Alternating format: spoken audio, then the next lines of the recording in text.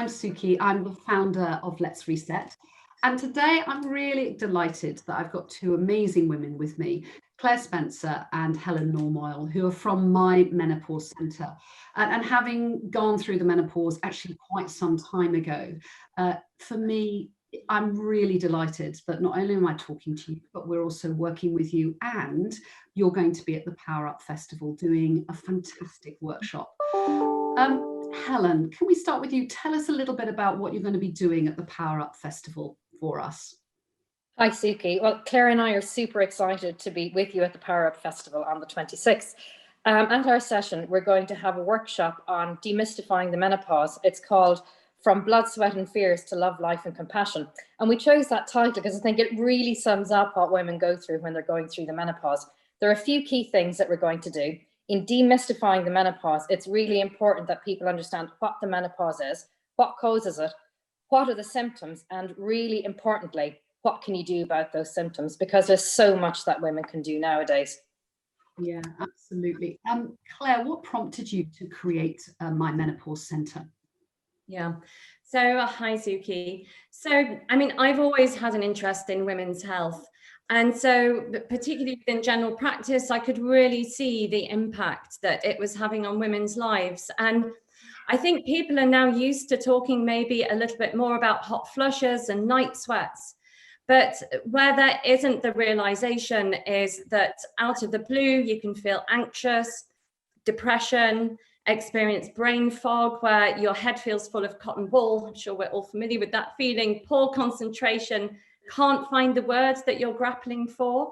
And so the potential impact on performance and the impact on every aspect of your life is just potentially enormous if you don't get the right help. Some women sell through, others don't.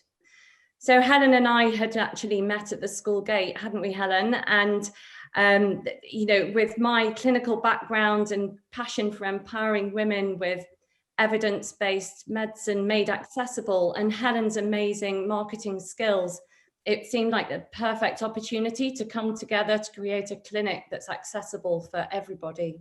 Yeah, do you know, I think it's absolutely fantastic. And do you know what? I love the fact that we have more fabulous female entrepreneurs, because we don't have enough of them.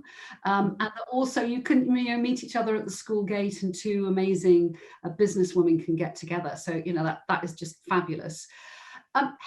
Helen, it's interesting, isn't it? Because, we are a bit squeamish about talking about menopause. Why do you think that is? Suki, it's a great question. And I've thought about this a lot. And I've only thought about it in the last 3 years because the menopause was a shock to me, despite the fact that I was almost 50 when I started to be aware of going through it. It came as a complete surprise. And so over the last 3 years, what I've found is that it's not something that initially I was comfortable talking about. Other women weren't comfortable talking about.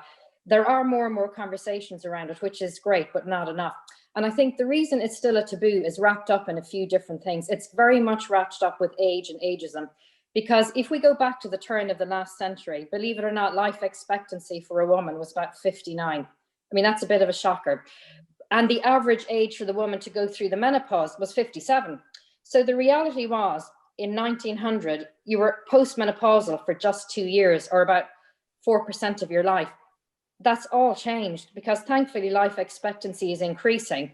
And so we'll be 40 to 50 years of our lives as postmenopausal women, and we're experiencing the menopause younger. So it would have been true in 1900 to say that you're an old woman when you're menopausal. It is not true today. Our definition of age, our experience of age is really different. And so I think it's so important that when we look at how we break the taboo, stop the silence around the menopause, it is wrapped up with a reframing of age and what it means to be a 50, 60 something year old woman. We live in a society that's very ageist, that worships youth. And I think it behooves all of us, particularly those of us in the advertising industry, to do something about it. Being 50 is amazing. I have no desire to going back to being 20 something, 30 something, 40 something. With the things that I know now, taking those into the next 40 years, I'm sure I'll have even more fun. Yeah, I'm hoping so. Absolutely. Claire, what has, you talked a little bit earlier on about, you thought that this was the moment to be starting this and with Helen and having met her. But why do you think that more work's needed to be done to educate people, particularly in the workplace? Because I think, just going back to what I said earlier, I don't think there's the awareness on how the menopause can affect your cognitive function. So how you think. And, you know, if you're struggling with concentration or brain fog, change in body image, your confidence is going to plummet, your performance is affected. And we know from studies that if you're embarrassed about your menopause symptoms, actually it's a vicious cycle. They get worse. And so, you know, more conversations are needed throughout the workforce, from young men sniggering at sweating older ladies to, you know, management tiers to board level and above, to help keep senior experienced women in senior roles throughout all walks of industry and healthcare. Yeah, it's so interesting, isn't it? Because we do see women leaving the workplace, and I'm not sure we've ever talked about it being, you know, partly driven by the challenges that they're experiencing through menopause. Whereas we give lots of leniency, don't we, to youngsters, and them kind of, you know, all their hormones changing, and we understand it and we talk about it. So it's, you know, it's fascinating, isn't it? Helen, you're going to give lots of top tips at the Power Up Festival, as you do in the workshops that you run. What's your kind of favourite top tip to give to your work colleagues or your family members to help them understand what they're perhaps going through? So top tips for work are, you have to talk about it. We had a session when I was CMO of Boots where we talked about bringing ourselves to work. And that was the moment where I came out as a menopausal woman, and it was slightly nerve-wracking. But, you know, you've got to be the change you want to see. So you've got to talk about it. We've got to normalize the conversation. But in doing so, we must also recognize this is very uncomfortable for most women and for their line managers. So we need to provide them with the support. We need to provide them with the education, with the training, and with the tools, because you've made the point, and Claire makes this point all the time. An awful lot of great work has been done. You could argue that there is still more to do around family leave, parental leave, maternity leave. We think about how we've normalized conversations around periods and all of that. We need to do the same with the menopause. It's still a hormonal conversation, but just at a different stage of life. So talk. Yeah. Educate. Knowledge is power. Yeah, absolutely. I mean, I think, Claire, one of the things, and I went into menopause very young at 42 because I had cancer. And actually nobody even spoke to me about it at all. They just told me it was my side effects of my cancer treatment, but it went on for about 10 years. I think, you know, one of the things that I particularly experienced was the whole kind of sweats and actually anxiety, which I never understood until really very recently. I didn't understand that the anxiety was perhaps to do with the menopause coming on rather than the fact that I had cancer then.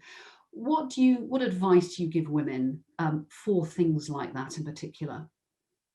I mean, just reiterating what Helen said, every time knowledge is power. So find out about it. So, for example, anxiety, understand that it's not stress. It can be not linked actually to what's happening around you. It can be a direct effect of the change of estrogen on your brain.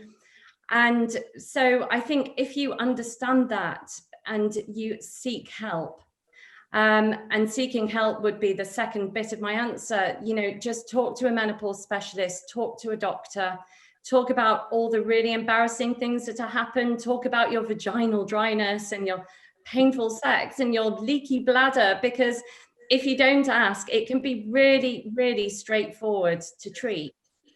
If you don't speak out, then, you know, things just fester. And, you know, I would say don't be silent, ask for help and try and understand what's going on. Yeah, because actually I think that is the bit, is there are lots of things that can be done that you can get for. And I think, again, you know, I just remember a few years ago, a few of us, you know, chatting and then actually sharing some of these experiences for the first time. We're going, oh my God, I can actually get something to help me. Which was such a revelation. And I think, gosh, I'm a successful career woman. Why do I not know this stuff? So Helen, you know, what I know you say talk. I know you say you can go and get help. If people want to get more help, what can they do to get that help? How can they come and perhaps talk to you? Claire and I are launching a new venture in a couple of months in the spring, which we're very excited about. We're designing a website to make it dead easy, Suki, to find out everything you need to know about the menopause in one place. It's all been written by Claire. She's doing an amazing job at writing really easy to understand, evidence-based advice and information about the menopause and about the symptoms. So I think going to a reliable source to get information. There's a lot of information on the internet. Some of it is good, some of it less so. So just make sure that the information you're getting is accurate and is good. And then, as Claire said, ask for help. So in our new venture, we'll also be providing, Claire and other menopause specialists to provide support. The other thing I'd say, though, is recognizing that it's not just about medicine. Sometimes, as you and Claire both have said, it can turn into a confidence issue. It can turn into an anxiety issue.